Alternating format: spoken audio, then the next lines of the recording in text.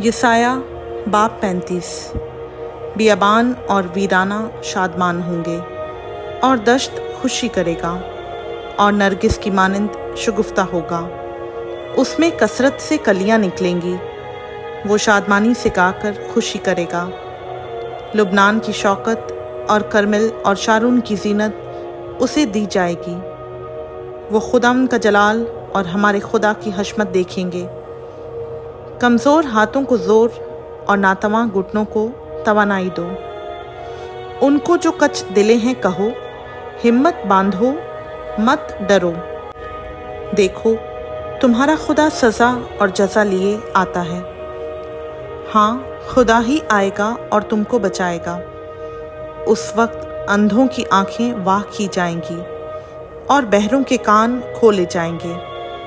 तब लंगड़े हिरन की मानिंद चौकड़ियां भरेंगे और गूंगे की जुबान गाएगी, क्योंकि बियाबान में पानी और दश्त में नदियां फूट निकलेंगी। बल्कि सराब तालाब हो जाएगा और प्यासी ज़मीन चश्मा बन जाएगी।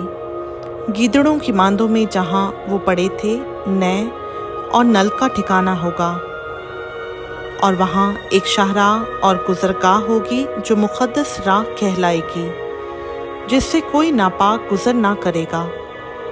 लेकिन ये मुसाफिरों के लिए होगी। अहमक भी उसमें गुमराह ना होंगे। वहाँ शेर बब्बर ना होगा और ना कोई दरिंदा उस पर चढ़ेगा, ना वहाँ पाया जाएगा।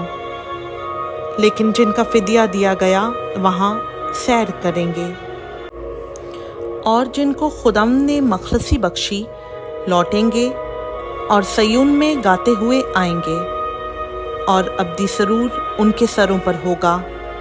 वो खुशी और शादमानी हासिल करेंगे और गमो अंधवा काफूर हो जाएंगे। खुदा उनका पाक कलाम का पढ़ा, सुना, समझा और कबूल किया जाना हम सबों के लिए बाइस बरकत हो। आमीन।